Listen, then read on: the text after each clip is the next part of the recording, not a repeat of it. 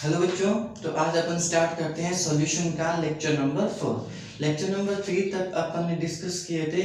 उसमें बहुत सारे न्यूमेरिकल किए, मोलरिटी, नॉर्मलिटी आगे डिस्कस किए। उनसे क्या रहता है, एक बढ़िया सारा क्वेश्चन रहता है आपके बोर्ड एग्जाम में। और यहाँ पे पीएमटी और आईटी इनकी भी बात करते हो तो मोलरिटी और मोलरिटी बहुत इंपॉर्टेंट होती है अपने आप में। नॉर्मलिटी क्वेश्चन किए थे, पीपीएम के किए थे। आज थोड़ा सा थ्योरी का जो है ना अपना टॉपिक है। थ्योरी से भी बहुत अच्छे कॉन्सेप्चुअल जो क्वेश्चन होते हैं वो पूछते हैं, ठीक है। तो उसी में अपन आज पढ़ने वाले हैं क्या कि solubility of a solid in a liquid, ठीक है। उसमें पढ़ेंगे effect of solute and solvent, और उसमें पढ़ेंगे इफेक्ट्स ऑफ टेम्परेचर। यानी कहने का मतलब अपना ये है कि जो विलेयता होती है वो पढ़ेंगे अपन कि जब अपन सॉलिड को यानी जो ठोस होता है उसको किसमें डालेंगे, द्रव में डालेंगे, उसके इफेक्ट पढ़ने हैं। पहला इफेक्ट हम पढ़ेंगे कि सॉल्यूट यानी जो विलेय और विलायक का है एक इफेक्ट और एक है टेम्परेचर का, ठीक है। तो ये चीज आप अंडरलाइन कर लेना। मैं किसकी बात कर रहा हूँ, जब सॉलिड को किसमें डाला जा रहा है, लिक्विड में, तो उसके दौरान जो सॉल्युबिलिटी होती है, पहले सॉल्युबिलिटी इस वर्ड को क्लियर करते हैं अपन, ठीक है।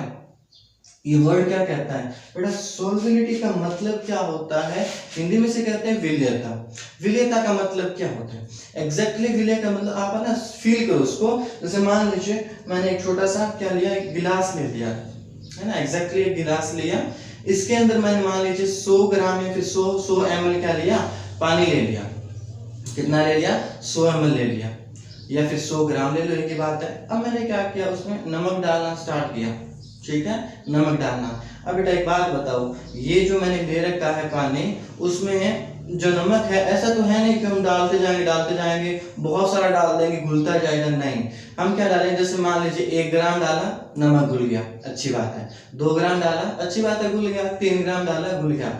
अब यदि मैं चौथा ग्राम इसके अंदर डालता हूं तो वो घुलता नहीं है, तो इसका मतलब जो 3 ग्राम है ना उसकी विलेयता हो गई। सिंपल सी बात है कि एक पर्टिकुलर विलायक के अंदर, सॉल्वेंट के अंदर जितना सॉल्यूट यानी विलेय घुल सकता है, अधिकतम घुल सकता है, संतृप्त यानी सैचुरेशन कंडीशन आ जाती है, उसको ही क्या बोला जाता है, विलेयता। यानी मैं कहूंगा कि जो नमक मैंने डाला वो 3 ग्राम में घुल सकता है, इसका मतलब उसकी विलेयता कितने हैं, 3 है। इजी सी बात है। पर्टिकुलर विलायक, एक निश्चित विलायक लेंगे, उसमें अपन विलेय डालेंगे, जितना अधिकतम घुल सकता है उसे ही हम क्या बोलेंगे, इसकी विलेयता बोलेंगे, है ना। साम्य अवस्था पर आ जाएगा, संतृप्त विलयन होता है, कोई प्रॉब्लम नहीं है। तो जितना अधिकतम घुलता है उसे क्या कहते हैं, विलेयता। तो अभी आपको समझ आया होगा कि जो विलेयता है उसको क्या किसके संदर्भ में पढ़ना है, सॉलिड को किसमें डालना है, लिक्विड में। तो बेटा एक चीज है, जैसे मैंने कहा कि जैसे पानी वाला भी एग्जांपल लिया कि पानी में 3 ग्राम तक नमक घुल सकता है। क्या ऐसा है कि प्रकृति के कुछ ऐसे इफेक्ट है, क्या इसको प्रभावित कर सकते हैं विलेयता को, सॉल्युबिलिटी को? बिल्कुल कर सकते हैं। कितने कर सकते हैं, 2। किस केस के अंदर, जब सॉलिड किसमें डाला जाता है, लिक्विड। यानी जहां पर आपने 3 ग्राम घुला था ना, वहां पर 2 ग्राम भी घुल सकता है, 1 ग्राम भी घुल सकता है। मतलब ऐसा कह सकते हैं हम विलेयता को कम भी कर सकते हैं, विलेयता को ज्यादा भी कर सकते हैं। इसके 2 इफेक्ट होते हैं। विलेयता यानी सॉल्युबिलिटी को 2 चीजें ज्यादा इफेक्ट करती है। पहला कौन सा होता है, effect of a solute and solvent, यानी जो आपने विलेय और विलायक उनकी जो प्रकृति होगी, ठीक है, उनका जो नेचर होगा, सॉल्वेंट नेचर कर सकते हो आप, उनकी जो प्रकृति होगी ना उस पे निर्भर करेगा। तो ऐसा कहा जाता है कि जो आप विलेय और विलायक लेते हो उसके प्रकृति, यानी कैसे आप विलेय ले रहे हो, कैसा विलायक ले रहे हो, नमक की जगह और कुछ ले लो, पानी की जगह और कुछ ले लो, उस पे भी निर्भर करती है ये विलेयता, है ना। और दूसरा क्या होता है, टेम्परेचर, यानी आप टेम्परेचर को कम ज्यादा करोगे ना तो आपकी जो विलेयता है, यानी किसी भी विलेय की, विलायक में घुलने की जो मात्रा है, अधिकतम मात्रा है, वो कम ज्यादा हो सकती है। किसके संदर्भ में, टेम्परेचर को यदि हम कम ज्यादा करते हैं। तो ये 2 कॉन्सेप्ट रहेंगे। सबसे पहले अपन पढ़ते हैं पहले को, ठीक है। वैसे तो 11th क्लास में होता है बेटा, कोई प्रॉब्लम नहीं आनी चाहिए। आपने पढ़ा होगा लाइक डिसॉल्व लाइक, कॉन्सेप्ट क्या कहता है, लाइक डिसॉल्व लाइक, समान समान को घुलता है,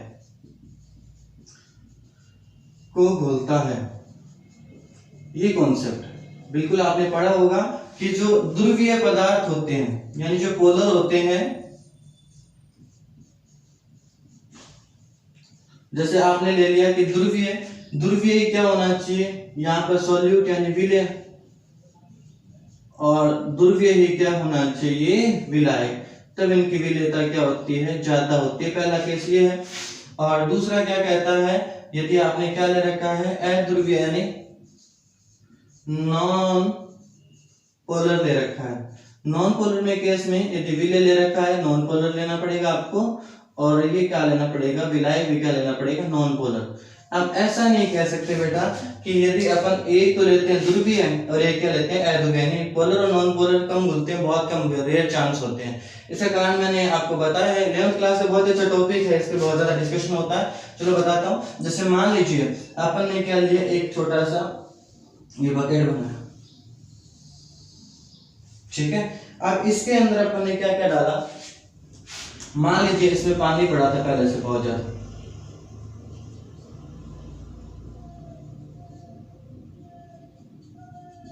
ये पानी पड़ा बहुत सारा, ठीक है बेटा। पानी किस प्रवृत्ति का होता है, ध्रुवीय, ठीक है। H2O पड़ा है, H2 इन द सेंस अपन कह सकते हैं इसको क्या बोलूं, पोलर H2, ये H2 है ना, तो ये H2O पोलर ले रखा आपने। अब इसके अंदर आपने क्या डाला, आपने डाला इसमें NaCl, ठीक है।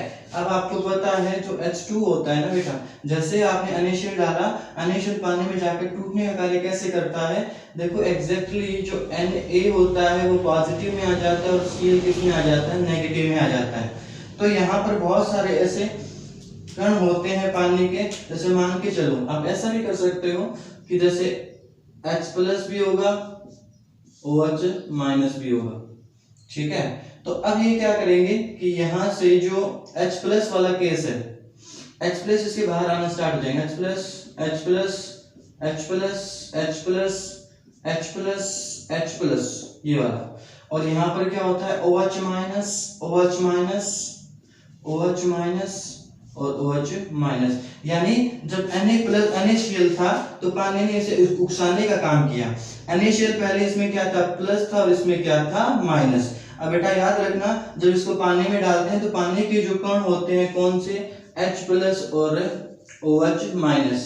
जब इसके पास कौन आता है, Na प्लस आता है, और इसके पास कौन आता है, Cl माइनस आता है, तो इसको बोलता है H प्लस कि देख यार इसके पास तूने पूरी जिंदगी रहा NaCl के साथ, तूने क्या देखा, कुछ नहीं देखा, यानी तुम दोनों तो आयनिक अवस्था में रहते हो, Na प्लस और Cl माइनस। इसने कहा कि मैं तेरे को बहुत ज्यादा पॉजिटिव चार्ज दूंगा, तेरे को इतना ज्यादा पॉजिटिव चार्ज दूंगा तू ज्यादा स्टेबल हो जाएगा, ठीक है।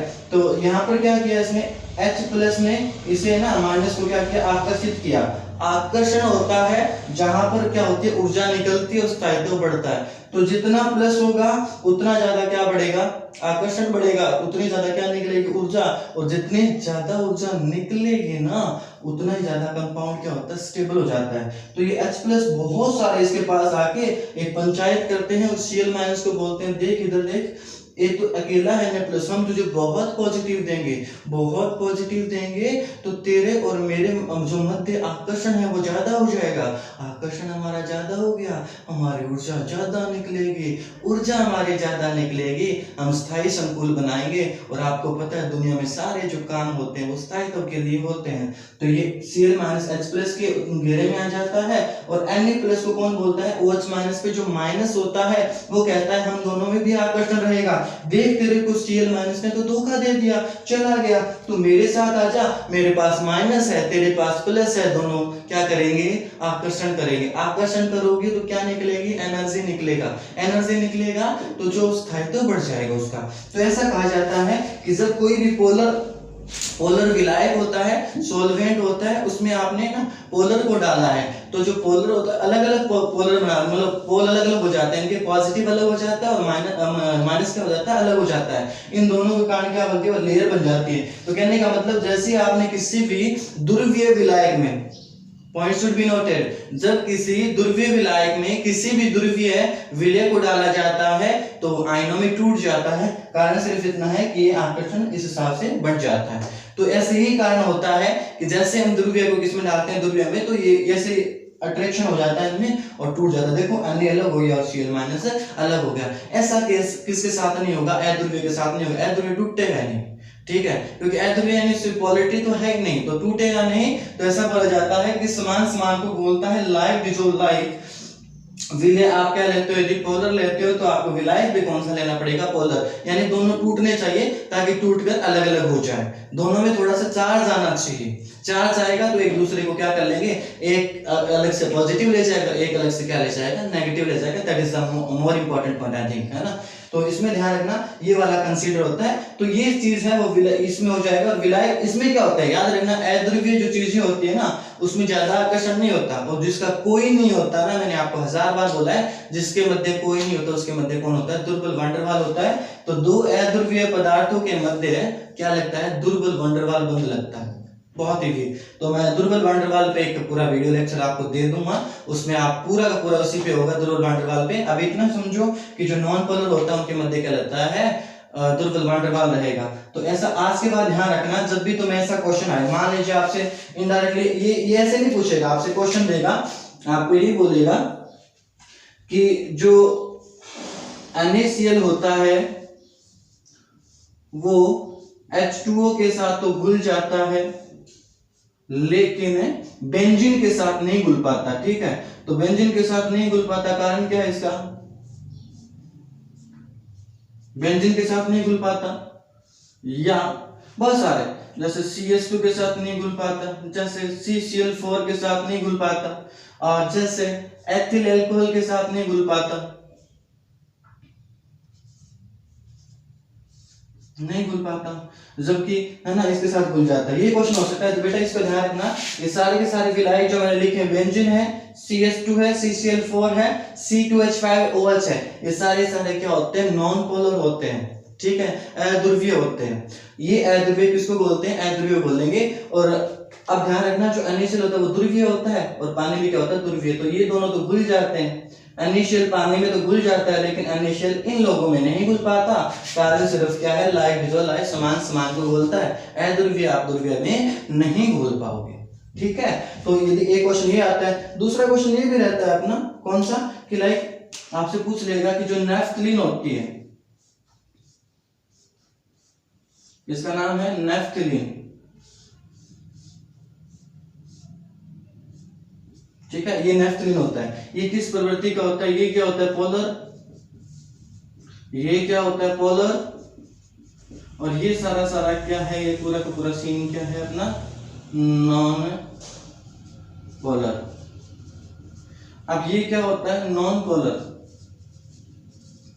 तो बेटा अध्रुवीय होता है, नॉन पोलर होता है, वो किसके साथ घुलेगा, इन सब के साथ तो घुल जाएगा, और पानी के साथ नहीं घुलेगा, H2O के साथ नहीं घुलता। बाकी जो सारी है ये बेंजीन वगैरह, यानी C6H6 है, CH2 है, ठीक है, शायद दिख नहीं रहा होगा, एक सेकंड थोड़ा सा ऊपर कर देते हैं इसको, CH2 है, CCl4 है, और ये C2H5OH है, और बेंजीन है, इनके साथ ना ये घुल जाता है। तो ये तो होता है, इसे बोलते हैं नैफ्थलीन। तो दो क्वेश्चन बनते हैं अपने कि बहुत सारे NaCl की जगह और भी कोई ध्रुवीय ले सकता है, ठीक है। तो ध्रुवीय कैसे एक दो और बता देता हूं आपको मैं, कि ध्रुवीय में घुलता है, अध्रुवीय में नहीं घुलेगा, अध्रुवीय में घुलेगा, ध्रुवीय में नहीं घुलेगा। तो हम कह सकते हैं कि जो NaCl होता है, जो NaCl है वो ध्रुवीय होता है, KCl है वो ध्रुवीय है ना। और भी बहुत सारे केस हो सकते हैं, KNO3 मान लो, और भी बहुत सारे केस हो सकते हैं। ये सारे किस अवस्था में होते हैं, पोलर होते हैं। तो किसके साथ घुलते हैं, पानी के साथ। H2O क्या होता है, पोलर, तो इसके साथ डिजोल्व हो जाते हैं, डिजोल्वेबल है ना, डिजोल्व हो जाते हैं सब। अब यदि ये तो क्या होते हैं, सारे पोलर होते हैं। नॉन पोलर के अंदर आप ध्यान रखना, ये याद रखना आप, नॉन पोलर यदि मैं किसकी बात करता हूँ, विलय की, तो बेटा आप याद रखना और भी बहुत सारे विलय होते हैं। ये भी विलय बनाए मैंने एक बार, नॉन पोलर विलय, सॉरी हाँ पोलर विलय है ये। और ये क्या है, नॉन पोलर विलय, जैसे I2 होता है वो नॉन पोलर होता है, S8 होता है वो भी नॉन पोलर होता है। इसकी सारणी बना लेना, एक पोलर विलय यानी जो ध्रुवीय विलय है वो NaCl हो सकता है, KCl आपकी बुक में दे रखा है उसकी बात कर रहा हूँ, KNO3 है वो H2O के साथ घुल जाएंगे, कोई प्रॉब्लम नहीं है। ये होते हैं नॉन पोलर। ये नॉन पोलर किसके साथ घुलेंगे, ये सारे क्या है, विलय। ये नॉन पोलर विलय है वो किसके साथ घुलते हैं, CH2 के साथ घुल सकते हैं, CCl4 के साथ घुल सकते हैं, C6H6 के साथ घुल सकते हैं, बेंजीन के साथ घुल सकते हैं, और एथिल अल्कोहल C2H5OH के साथ घुल सकते हैं। तो बेटा इन चीजों को ध्यान रखना, इस पे क्वेश्चन बनता है। क्वेश्चन बहुत सारे बन सकते हैं। आपको बोलेगा KCl पानी के साथ नहीं घुलता, लेकिन इसके साथ ना KCl पानी के साथ घुल जाता है, लेकिन CH2 के साथ नहीं घुलता, CCl4 के साथ नहीं घुलता, C6H6 के साथ नहीं घुलता, C2H5OH के साथ नहीं घुलता। तो कारण उत्तर एक रहेगा, क्या रहेगा? लाइक डिसोल्व समान समान को बोलता है। एग्जैक्टली आप ये उत्तर लिखोगे। बहुत सारे क्वेश्चन हैं, नंबर ऑफ क्वेश्चन, तो आप इसको उतार लीजिए, स्क्रीनशॉट ले लीजिए। ठीक है, डन। अब करते हैं अपन दूसरा कॉन्सेप्ट, समान समान को बोलता है। एक जैसे के पास रहते हैं, है ना? सही बात है। अब क्लास में देखते हो ऐसे बच्चे के पास में बैठते हैं जो बोलो नहीं सर, बच्चे कहाँ से बोल होते हैं? नहीं मतलब वो कहते हैं ना, क्लास में उदंडी बालक, बालिकाएं भी होती है, बालक अकेले नहीं होते। तो बालक बालिकाएं उदंडी होते हैं काफी, तो पास पास वही बैठते हैं कि मेरे जैसे तो सीधे लोग होते हैं ना, वो तो लगे बैठते हैं। दूसरा है अपना effect of temperature, effect of temperature, that is more important and interesting point. ठीक है, इफेक्ट ऑफ टेम्परेचर। बेटा आपको पता है कितने प्रकार की विक्रियाएं होती है? दो प्रकार की विक्रिया होती है, एक तो होती है एंडो और एक क्या होती है? एक्सो। एंडो का मतलब क्या होता है? उष्मा, एंडोथर्मिक है, उष्मा शोषी। और ये क्या होता है? उष्मा क्षेपी। दो प्रकार की विक्रिया। इसके अंदर क्या होता है? उष्मा शोष्य विक्रिया, जिसके अंदर ऊर्जा का शोषण होता है। यानी कहने का मतलब delta H is greater than 0 और इसमें delta H is less than 0। तो हम कह सकते हैं ये तो पॉजिटिव होता है, ये क्या होता है? नेगेटिव। कहने का मतलब यदि अभिक्रिया के अंदर ऊर्जा दी जाती है, ठीक है, डेल्टा H दिया जाता है, उष्मा दी जाती है, तो उसे बोलते हैं उष्मा शोषी, यानी उष्मा का शोषण होता है विकारकों के द्वारा। और यदि अभिक्रिया में खुद अभिकारक अभिक्रिया करके, यानी जितने भी अभिकारक है वो अभिक्रिया करके यदि ऊर्जा जनरेट करते हैं, निकालते हैं ऊर्जा को, तो उसे क्या बोलते हैं? उष्मा क्षेपी विक्रिया बोलते हैं। तो इफेक्ट ऑफ टेम्परेचर इन दोनों पर अलग अलग काम करता है। अब तुम सुनते जाना, पहले प्रैक्टिकली सोचते हैं इसको। ठीक है, प्रैक्टिकली सोच के देखते हैं। अपन ने क्या लिया कि इस साइड में उष्मा क्षेपी ले रखा है, एक अभिक्रिया कराएंगे, और इसमें ले रखे हैं उष्मा शोषी ले रखा है। अब तुम इसमें ध्यान रखो, उष्मा शोषी की बात करते हैं पहले। उष्मा शोषी का मतलब क्या है? तुम सोच के देखो कि यदि शोषी का मतलब इसे जरूरत है ऊर्जा की, यानी इस ऊर्जा की जरूरत है। मान लीजिए इसके जो अभिकारक है उसको कितने चाहिए? 30 किलो जूल पर मोल ऊर्जा चाहिए, लेकिन इसके पास है नहीं, अभिकारकों के पास सिर्फ 25 किलो जूल पर मोल ही ऊर्जा है। तो आप यदि टेम्परेचर देते हो तो उसे ऊर्जा मिलेगी, क्योंकि कम से कम उसे 30 चाहिए अभिक्रिया करने के लिए। तो 25 से 30 करने के लिए आपने टेम्परेचर दिया। तो एक बात बताओ, इनके अंदर जितना टेम्परेचर देंगे अभिकारक उतनी ही ज्यादा रिएक्शन करेंगे, उतनी ज्यादा क्या बढ़ेगी? विलेयता बढ़ेगी। सोच के देखो, जैसे अपन चाय बनाते हैं, ठीक है, चाय बनाते समय आपने क्या किया? पानी के अंदर क्या डाल दिया? गुड़, शक्कर वगैरह जो भी डालते हो, उसके बाद आप क्या करते हो? उसे गर्म करते हो, क्योंकि जो पानी होता है ना, वो क्या करता है? उष्मा का अवशोषण करता है अच्छी तरह से। याद रखना, जो पानी उष्मा का अच्छा अवशोषक होता है। तो अपन ने पानी के अंदर गुड़ डाल दिया, अब अपन को चाय बनानी है तो बिना स्टोव के थोड़ी बनाएंगे, हमें तो टेम्परेचर देना पड़ेगा। जैसे जैसे हम टेम्परेचर देते हैं उसके अंदर डाली चीनी वगैरह जो भी होता है उसमें घुलना स्टार्ट हो जाता है। तो इसका मतलब वो अभिक्रिया, किसका उदाहरण समझ सकते हैं अपन? उष्मा शोषी का समझ सकते हैं। यानी यदि हम टेम्परेचर देते हैं तो उसकी अभिक्रिया बढ़ती है, विलेयता बढ़ती है। लेकिन उष्मा क्षेपी की बात करते हैं, मान लीजिए कोई एक ऐसी अभिक्रिया है जिसके अंदर अभिकारक इतने ज्यादा क्रियाशील है एक दूसरे के प्रति कि वो एक दूसरे से बहुत तगड़ी तगड़ी क्रिया कर रहे हैं और साथ में क्या निकाल रहे हैं? ऊर्जा निकाल रहे हैं, अपने आप जल रहे हैं, अपने आप अभिक्रिया हो रही है।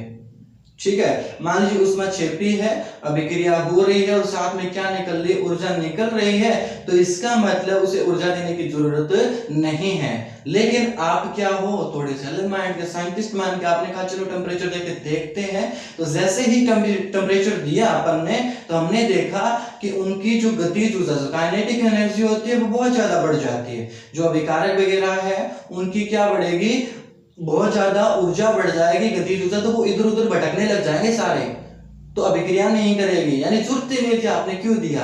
अब इस चीज को मैं लास अतेलिये से समझाता हूँ। लास अतेलिये ने क्या बोला था एग्जैक्टली, आप इसको देख के जाना। लास अतेलिये 11th क्लास में आया था ना आपके। देखो मैं इस पे बात करता हूँ, एक्सक्यूज मी, ठीक है। तो सबसे पहले मैं पॉजिटिव वाली बात कर लेता हूँ। अब पॉजिटिव का मतलब डेल्टा एच, डेल्टा एच क्या है, पॉजिटिव। तो इसका मतलब ये कौन सी अभिक्रिया है, ऊष्मा शोष्य अभिक्रिया। कौन सी अभिक्रिया, ऊष्मा शोष्य। सुनते जाना, मैंने एक अभिकारक लिया ए और एक ले लिया बी, इसे तो बोल दिया विलय यानी सॉल्यूट बोल दिया, और इसे क्या बोल दिया, विलायक। ऊष्मा शोष्य अभिक्रिया है, इसका मतलब हमें ऊर्जा देनी पड़ेगी।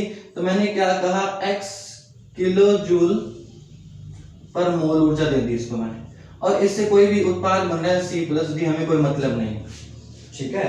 सुनते जाए, एक ऊष्मा शोषी अभिक्रिया लिखी है मैंने। कैसे पता चलता ऊष्मा शोषी का, यदि इस लेफ्ट साइड के अंदर आपने ऊर्जा को जोड़ रखा है, ये ऊर्जा ले रखी है मैंने, ऊर्जा को जोड़ रखा है, इसका मतलब ए और बी को अभिक्रिया करने के लिए इतनी ऊर्जा देनी पड़ रही है और ये उत्पाद बन रहा है अपना। तो यदि ऐसा तुम कर रहे हो ना, तो इसका मतलब ये हो जाता है कि इतनी ऊर्जा देकर आप अभिक्रिया संपन्न करा रहे हो, ऊष्मा शोषी अभिक्रिया। यदि मैं ऊष्मा शोषी अभिक्रिया की बात करता हूं, तो अब अपन क्या करेंगे, इसके अंदर अपन ने क्या बढ़ाया, टेम्परेचर बढ़ाया। आपको ये पता है कि यदि मैं क्या बढ़ाता हूं, टेम्परेचर बढ़ाता हूं, तो उसके संगत क्या बढ़ती, ऊर्जा बढ़ेगी, यानी x किलो जूल पर मोल ऊर्जा भी बढ़ जाएगी। ऐसा बोल सकता हूं क्या, जैसे जैसे आपने टेम्परेचर बढ़ाया उसकी ऊर्जा बढ़ेगी, ऑब्वियसली बढ़ेगी, टेम्परेचर बढ़ाओगे तो ऊर्जा बढ़ेगी, ऊर्जा बढ़ेगी, तो इसका मतलब ये फैक्टर बढ़ रहा है। देख लो कौन बढ़ रहा है, x किलो जूल पर मोल ऊर्जा बढ़ रही है। थर्मोडायनेमिक्स में से हमने बहुत सारे किए थे, टेम्परेचर का इफेक्ट वही है। तो x किलो जूल पर मोल के अंदर यदि आप ऊर्जा बढ़ रही है, ये ऊर्जा बढ़ रही है किसके बढ़ने से, तापमान में, यानी ऊष्मा शोषी अभिक्रिया है, उसमें यदि आप ताप बढ़ाते हो तो आपकी ऊर्जा बढ़ रही है। अब लास अतिल्य क्या कहता है बताओ, लास अतिल्य कहता है कि आप कोई भी कार्य करते हो, यदि ताप बढ़ाते हो, जैसे मान लीजिए कोई कारक ले लिया अपन ने ताप, यदि ताप बढ़ाते हो तो अभिक्रिया उस दिशा में चली जाती है जिस दिशा में जाने पर उसका वो प्रभाव नष्ट हो जाए। तब इस साइड में देखो ये चीज बढ़ रही है, तो अभिक्रिया को किस दिशा में जाना पड़ेगा, एग्जैक्टली किस दिशा में जाना पड़ेगा, आपको आगे की दिशा में जाना पड़ेगा। इसका मतलब कौन बनना स्टार्ट हो जाएगा, C प्लस डी। इसका मतलब मैं ऐसा बोल सकता हूँ क्या, A और B ज्यादा घुलने लग गए, क्या बनने लग गया, C प्लस डी ज्यादा बनने लग गया। इसका मतलब मैं क्या कह सकता हूँ सर, कि यदि टेम्परेचर बढ़ाता हूं तो उसकी ऊर्जा बढ़ती है, ऊर्जा बढ़ने से लास अतिल्य के अनुसार अभिक्रिया उस दिशा में चली जाती है जिस दिशा में इसका प्रभाव नष्ट हो जाए। तो आगे जैसे ही जाएगी कौन बनना स्टार्ट हो जाएगा, C प्लस डी बनना स्टार्ट हो जाएगा। इसका मतलब A प्लस बी अभिकारक उत्पाद में बनना शुरू हो गया, इसका मतलब ज्यादा घुल रहे हैं ये लोग, ठीक है। लेकिन यदि मैं ये बात किसके लिए करता हूँ, नेगेटिव यानी माइनस वाले के लिए, यानी ऊष्माक्षेपी के लिए करता हूं, नेगेटिव डेल्टा एच ऊष्माक्षेपी, थोड़ा सा लाइट चला गया ना, तो थोड़ा सा इसको कवर कर लेते हैं, ठीक है। तो सुनिए इधर कि यदि नेगेटिव लेता हूं मैं, नेगेटिव लूंगा तो इसमें ऊष्माक्षेपीय अभिक्रिया हो जाएगी। तो मैंने क्या किया कि A plus B is converting into C plus D, ऊष्मा निकल रही है, यानी x किलो जूल पर मोल ऊर्जा इस साइड में लिखी, इस बार यानी ये बताती है कि इस साइड में ऊर्जा निकल रही है। अब बताओ यदि टेम्परेचर तुम बढ़ाते हो, टेम्परेचर बढ़ाते हो, कौन बढ़ेगी, x किलो जूल पर मोल ऊर्जा बढ़ जाएगी। यदि ये ऊर्जा बढ़ती है तो इस साइड में इस साइड में बढ़ गया इस बार फैक्टर। तो लास्ट अतिल्य क्या कहता है कि जो चीज बढ़ गई है उससे अभिक्रिया उस दिशा में जाएगी, ये खत्म हो जाए, तो इसको प्रभाव को खत्म करने के लिए अभिक्रिया किस दिशा में चलेगी, इस दिशा में चलेगी, यानी A प्लस बी वापस बना रह जाएगा, यानी आपने जो विलय विलायक लिया था वो घुलना बंद हो जाएगा, कम हो जाएगा। तो हम कह सकते हैं यदि ऊष्माक्षेपीय अभिक्रिया में टेम्परेचर को बढ़ाया जाता है तो वो क्या होती है कि उसमें विलेयता क्या हो जाती है कम। तो शॉर्ट नोट ये बन जाएगा अपना कि यदि कौन सी विक्रिया है एंडो,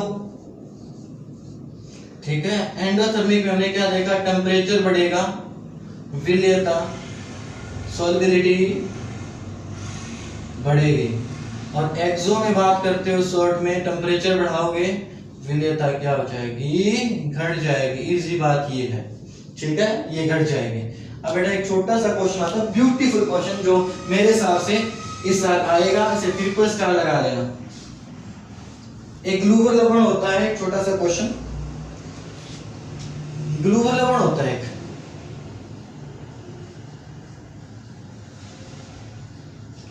ठीक है, उसका सूत्र रहता है अपना Na2SO4.10H2O, ये होता है ग्लूवर लवण का सूत्र।